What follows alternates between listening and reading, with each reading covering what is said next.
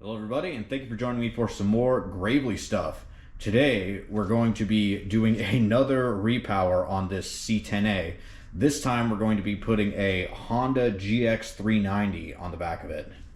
Now you might remember this tractor from a few of my other videos. It used to have a 10-horse diesel on it. Well, the internal combustion engine elected to become an external combustion engine, leaving me high and dry right in the middle of the snowblowing season.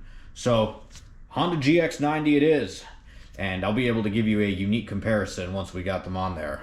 Anyway, I wish I could tell you that I was going to show you how to repower this, but unfortunately I lost a lot of my footage, which actually has like the useful information for you and me. You know, if I want to do this again, I'm going to have to do it all over.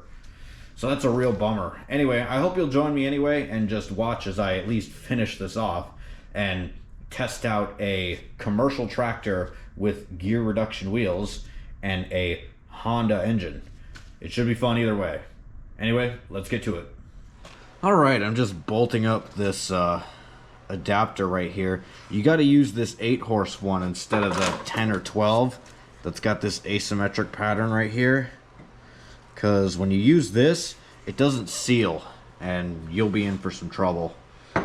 I've heard some concerns before that, oh, you're using a big motor and it's way heavier than that Kohler. That Kohler is heavy. This Honda, even though it's 13 horse, it's actually a pretty comparable weight. So it's really no big deal. Also, I hung that diesel off of it, and that's like 100 pounds. So we'll get this all screwed in. You can see that I finished off all of my machining, but this is totally not hard to do. I was able to do it on my little hobby lathe with some difficulty, mostly because my lathe is light and junk. Gotta cut our keyway in here to fit this. I waited until it was all together. This all fits nominally, but there's so many gears that once you start cutting this, it makes such a big mess. So I figured I'd do this when it's all sealed. That way I can just give it a little wipe down and she'll be good.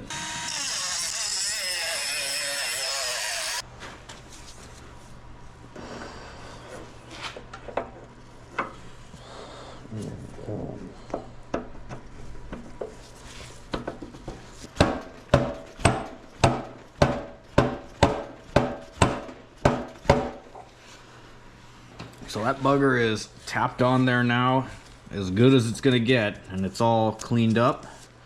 Got to get some RTV on this interface and slap it up against the tractor. I added this very last minute exhaust just because I wanted to test it, and this air filter. I think they're going to be getting in my way, and honestly probably the gas tank, but I'm going to take at least these two things off just to make life easier.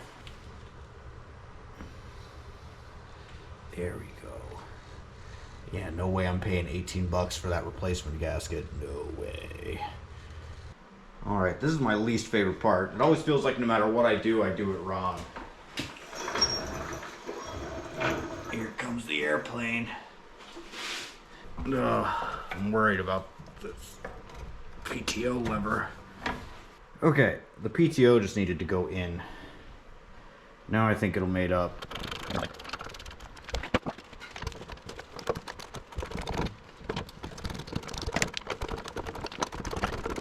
Alright, I did the hard part over here, getting an exhaust and an air filter on.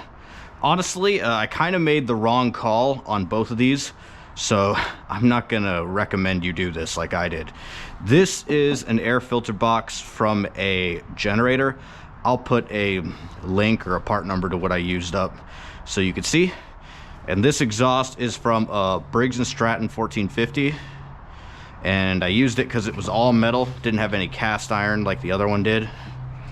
I would show you how I welded it, but one, I'm not a good welder, and two, I ran out of gas, or my welder leaked all of its gas out since the last time I used it.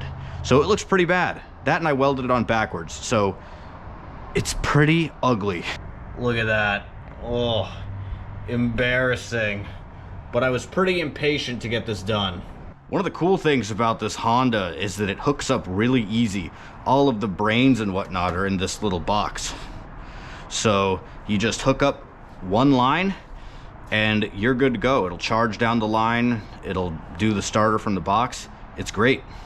So now there's really nothing to do but give it a try. I've been really anxious to see how these gear reduction wheels with the 2-speed transaxle work. So let's fire it up. Our choke is right here.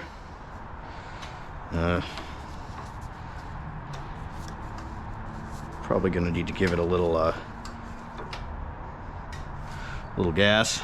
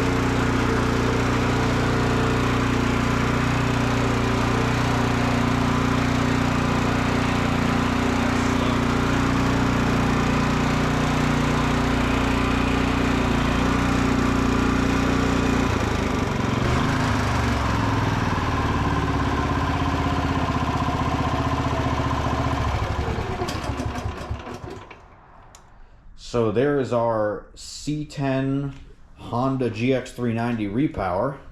Overall, I'd say that worked out pretty well. It's got a few little minor kinks to handle, but it fired up really easy.